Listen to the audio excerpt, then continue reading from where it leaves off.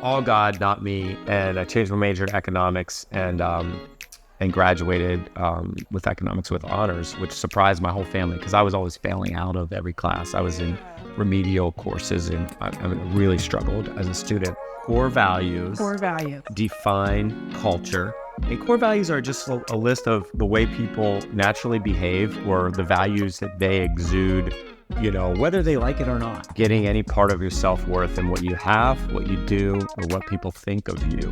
All of those things can be taken away and are sort of out of your control. Welcome to another episode of Keeping It Real, where we have real conversations with real people. And guess what, y'all? I have a goodie for you today. I have with me Dave Hooke. I'm here. Yes. I'm ready to go. And he is the owner, right? I am. I'm one of the owners. Yes, at Callaway's of Central PA, and actually other businesses as well. We do. Multifaceted guy here. We do. Yes, Yep. And I had to bring him on here because he is such an inspiration. He's going to share his story, and hopefully you're inspired as well. So, David. Yes. Can we please tell the people a little bit about you? Just a little bit. Happy to. Where do you want me to start? Start from the time that you decided that real estate was going to be your jam. Yeah, wow. So that was over 20 years ago. So I was going to Penn State. Okay. And my dad was in real estate and my grandfather was in real estate back to 1943. Oh, wow. And I swore that real estate was not going to be my jam. I was like, I'm not going to be in that business. Right. And then sure enough, here I am. Right. And actually what happened, my faith is important to me. Yes. And to make a very long story, I'll compress it a little bit. I was not going to be in real estate. I was a Parks and Recreation Management major because that was the easiest thing I could think of doing in college. Mm-hmm. And that's what I was studying. I was 18 credits short of graduating, and I had made a lot of bad choices back then. We all have.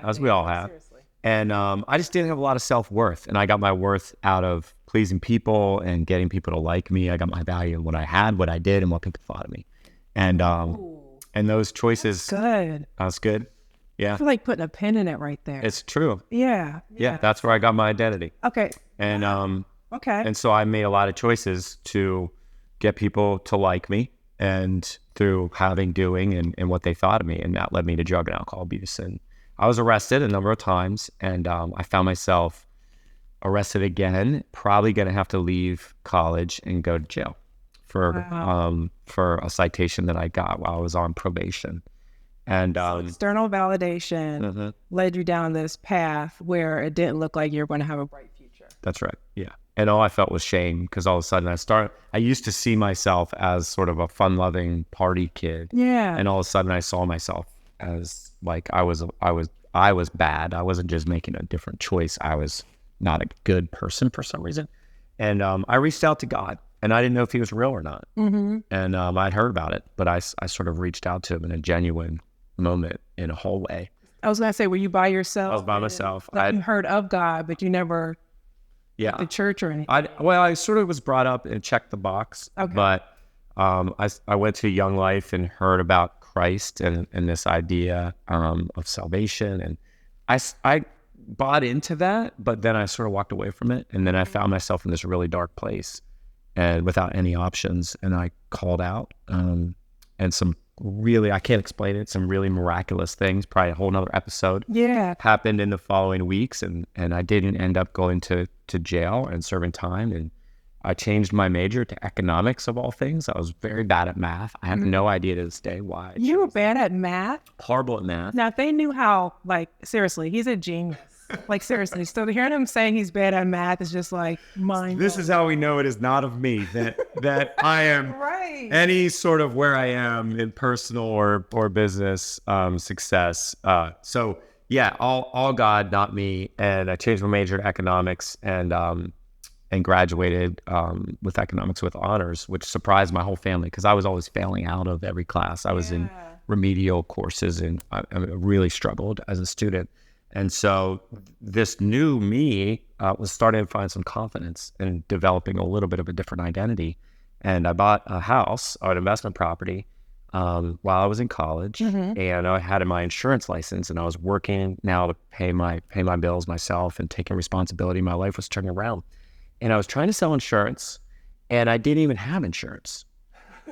So Isn't that funny? yeah. That's true because I was selling real estate and didn't own a house at first. Yeah, So I totally you get me. Yes. And so I own this house, this investment property that I bought with the co-owner of Keller Williams, Matt Madden, at the time. We bought this property while we were in college together, and we owned it together. And I realized I wasn't passionate about insurance, but I was talking to people about this investment, this real estate that I bought. And all of a sudden I realized I was passionate about investment in real estate and home ownership, and this rental property I was turning around.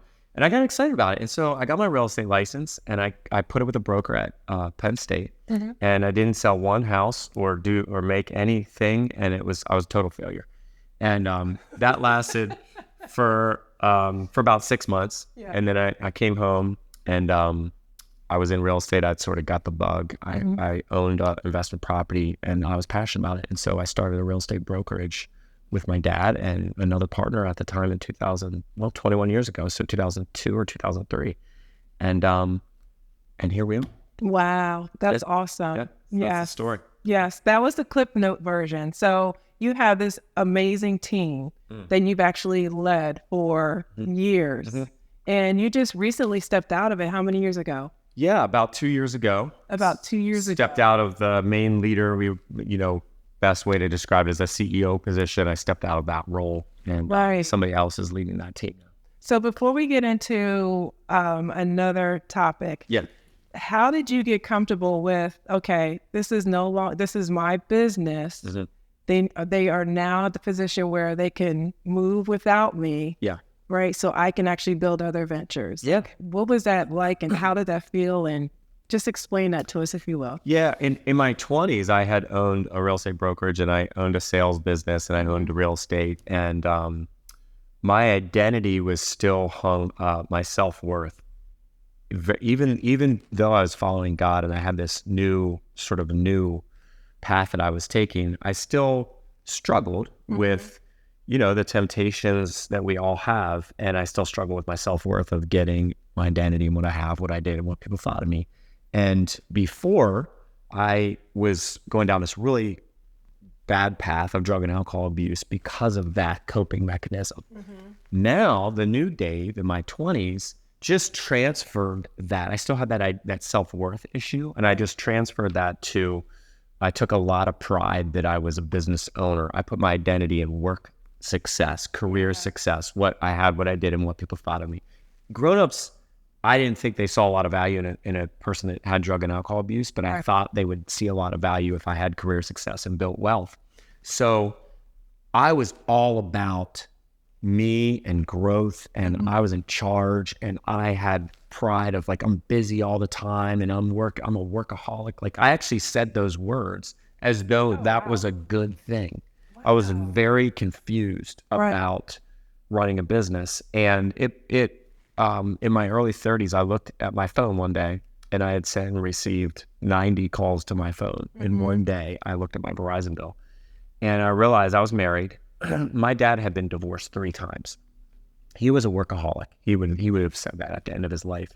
And I had all my value in career success, and I was beginning to have an unhealthy marriage. That's when I started to get migraine headaches. So I started to have unhealthy, just personal habits. And I burnt out, completely burnt out. And the original question was, how did you sort of step out of this business? Well, what happened was I realized putting all my identity in career success, it was all about me on the front of it, was not a great decision. So was ego played a part in you not wanting to let go? So you think you should have let go sooner with your... Well, I'm glad for the experience that I learned that lesson, but because I burnt out, I decided I was doing it. You had to do something different. Yeah, and I sought counsel and people much smarter that have bigger businesses, and they really set me straight that once again, I put my identity and self-worth in the wrong thing, something that I was building something brick by brick that could fail and be taken away from me. And I needed to build the business differently. And so my new venture, when I formed the team, was very different than the old one. My whole goal with that was core passion to enrich the lives of our customers and clients and our team members and the community. And the way that we enrich the lives of our team members is for us to build things that provide them opportunities. So my goal with business building in the second half of life was for me to get out of the way as soon as I can, and just empower other people to step into those opportunities and lead and take those opportunities, so I can go to the background and create another opportunity maybe for somebody else, and focus on that. So that's what led me to feel at peace doing that. It was, once again, just a horrible failure, crash and burn. I didn't come up with it myself. It was, for me, the only option that made sense after all of that sort of bad experience with business. And don't you think in real estate, there's really, well, now we do. I think Keller Williams does a really good job with creating a roadmap. But don't you think that it's hard to build a sustaining business in real estate because it feels as though you're creating it on your own at one point? Yeah. Until MREA came about. Yeah. You know what I mean? Yeah. It was just like, okay, is this right? Yeah. And it was always about your ego. Look at me, I'm number one. Erica, I say this all the time. If the real estate's the only business, I don't think people realize this, where if I went to the dentist, all right, and I got my teeth cleaned, and then somebody else went, and every time a customer paid and gave their card, a sign went in the customer's yard of the dentist that said, sold by dentist name, and their picture was in it. And the dentist went, all of their sign, as they drove around the community, they saw their dentist signs with their face on it. And then they went to conferences and there were rankings that, like, who cleaned the most teeth, this dentist or this dentist. So annoying. And they this is the water that we swim in. Yes, it's so annoying. And then you wonder why people are the way they are. Yeah. Fighting. It's all growth for growth's sake. And I want to be number one at all costs, and me. And we swim in this water where it's sort of this epidemic of ego in the real estate business. And it's not good for the client. It's not good for our team members. It's not good for us and our marriages to be whole people. So I couldn't agree with you more that it's a really hard business to be in if you're not aware of all of those sort of temptations.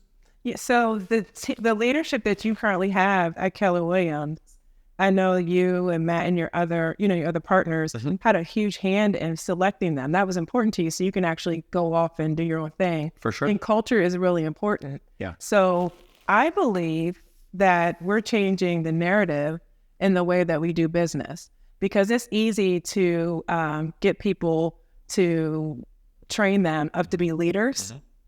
But when it comes to culture and just like what they really believe in, it's hard to change. I'm not saying you can't change. So I love the fact that you put culture before talent. Yeah. And we always say that core values define culture.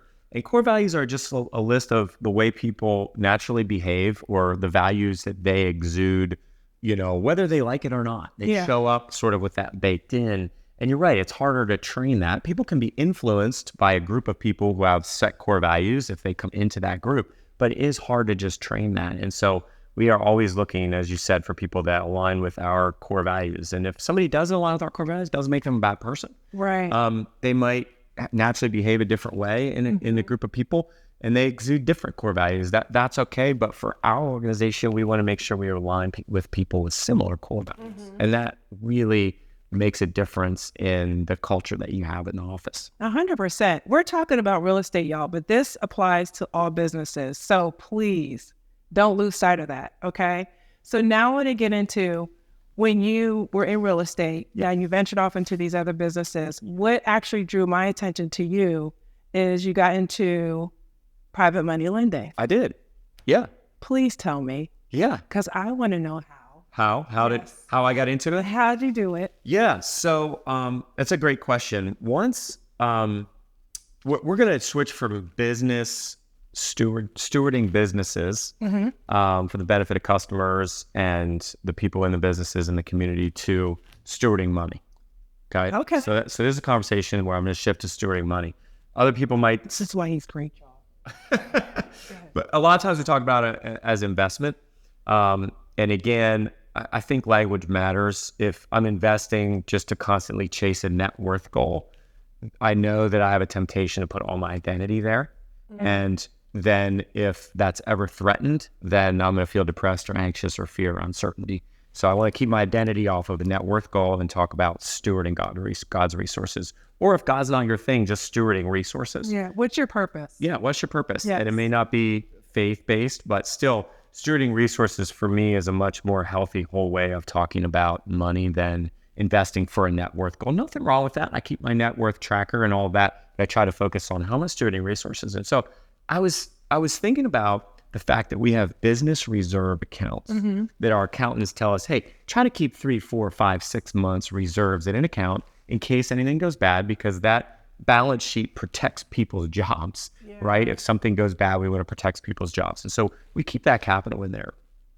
And then for me, I'm very conservative fiscally. And so as I earn more money, I tend to have a habit of just putting more in the savings account because it feels good to me to have more savings, and that peace of mind pillow gets bigger and bigger. Yeah. And I get a little attached to that.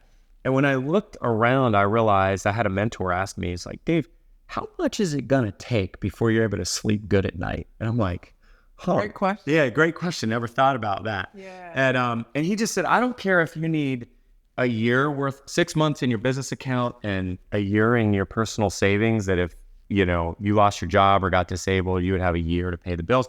Or if you want that to be 3 years to pay the bills for your family, but name it, Right. write it down for me. And then let's just make an agreement with yourself that beyond that number, that peace of mind number to pay the bills, those reserves, when you get an extra dollar in that account and you've done what's important to you, paid your taxes, given to your church and your community, and you have extra money, can you not put it in that account? Because we've already said that's the limit. Because every time you put an extra dollar in that account, that's dead money that's getting eaten alive by inflation. Even if you're earning 3 or 3.5% in a money market on that account, if inflation's 3.5%, you're losing purchasing power on that money. So let's talk about how to steward your resources a little bit better. And so that was a big aha for me. So I named the number, and then as additional earnings come in and we do what we need to do, and instead of putting it in that extra savings account, what we do is we shift it into an investment account over here. So it's kind of like an allowance. It's like the investment allowance. And we say that needs deployed, and that dollar needs to start earning for us as quickly as possible so that we're stewarding that money a little bit better. Got it. And so what I realized is that money would sit there and compound, and I would be waiting to buy a piece of real estate. Well, I was sort of settling for real estate that maybe I didn't even want to buy because that money was growing. I was like, well, I got to deploy it. Right. And that wasn't the wisest decision. Real estate, you don't know when the deal's going to come, or when a great buy is going to come. So what we realized is that we had in this investment allowance account, we had real estate or my stock portfolio over here, and we had this intermediate account we would drop it into called the private lending account. And what that enabled us to do is deploy the money immediately and get it earning 11, 12% the moment that it came in that account. And so that's why I got into it. It was just a stewardship of resources. I had a lot of extra reserves that I didn't need. Yeah. And I was able to deploy it a lot faster and get it earning out on the street than I could if I had to wait for a real estate deal to come along. Wow. Okay. So then you leveraged your business, right? You understood how much it's going to take for you to sleep well at night, your personal funds. That's right. Then you actually offset some of that money into another account that you were deploying into buying real estate. And you said, you know what? I may need to do something else here. I want to create another investment intermediate account. For now, do you actually, you're a private money lender for people that want to invest in real estate? In real estate, yeah. So if you are somebody that wants to invest in property or invest in house flipping or something like that, a lot of times you don't want to go to the bank and go through an appraisal process and wait 45 days to get your loan, and you don't want the seller to have to wait. You want to offer them cash in 2 weeks. Right. That's where this company comes in, and our company can approve a loan within 48 hours of application. There's no appraisal. That's great. Yeah, no appraisal required, and they can wire the money and have a closing within 72 hours of application. So really fast, a lot cleaner. And it wouldn't make sense if they were wanting to have a long-term mortgage on that piece of real estate, but it makes perfect sense if they just need the money for 6 months to flip the house or fix it up, and then they're going to turn it into refinance it or resell it for a profit.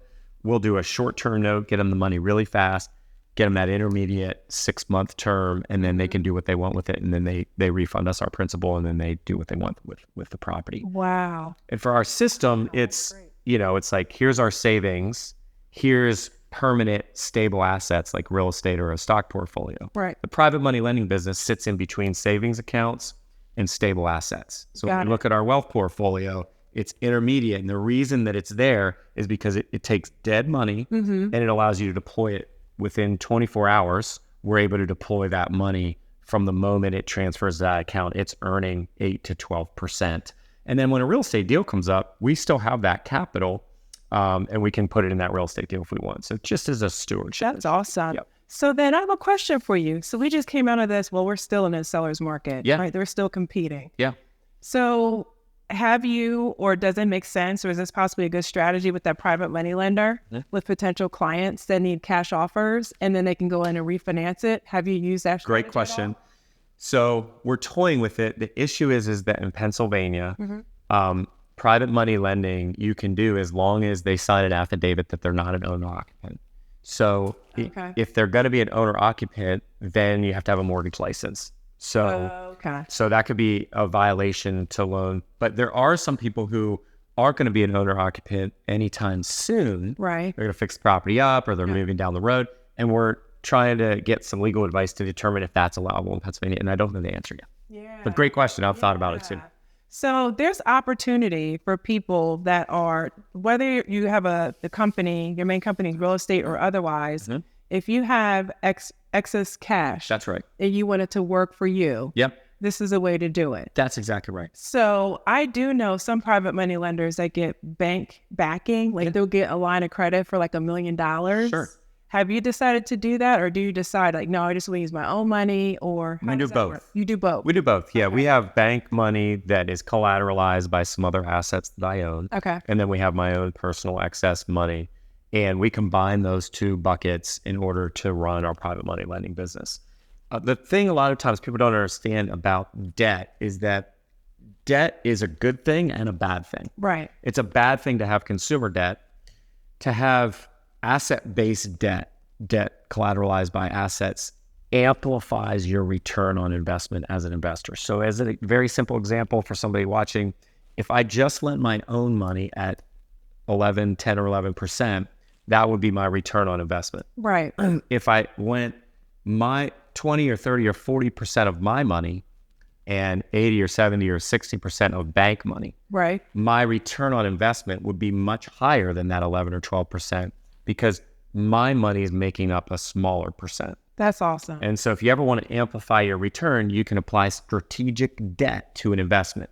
But you want to be careful not to get out over your skis, because that's where people can get in trouble. I have seen that, right. So then part of that process. So one thing to note, after watching this, please don't just bang down his door thinking you're going to get money. That's not how it works.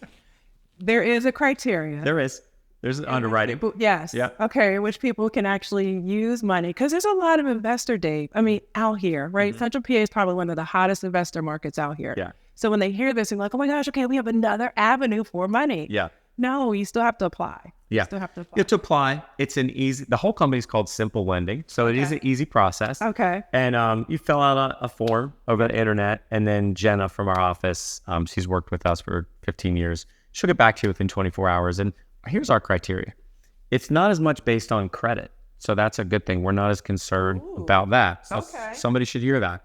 What we're concerned about is the asset itself. If the loan amount that we're being asked to lend on the asset here in South Central PA is an amount that if something, heaven forbid, happened to the borrower and we had to own that asset, we'd be fine, we'll probably greenlight the approval. And the reality that we hear from most investors is they don't want to make bad investments. Yeah. So as long as you're making a good investment, we will probably approve the asset. If we don't approve it, you might want to second guess the investment. Yeah. Because you're having a set of eyes that knows South Central PA real estate look at it and saying, we're not interested in that. That's a great point. Yeah. Yeah. You actually have someone that's going to be able to protect you. Yeah. in the long run. It's not no because of what you're doing or where you're located. It's no based on the number. The asset. Yeah, we're looking at the numbers, and if we wouldn't invest in it, we don't want to support you in investing in it. If we would say yes to that, then it's probably a good deal for you too. Wow, that's awesome. And then for those that are just getting into the business that never flipped or were an investor, period, is the criteria the same? Or okay. Yeah, that's the great thing is you can be a new investor and we will provide the capital as long as you find a great deal. This is just mind-blowing. This is great. Yeah. You know how hard it is to find private money? It's very hard. Yes. Yeah.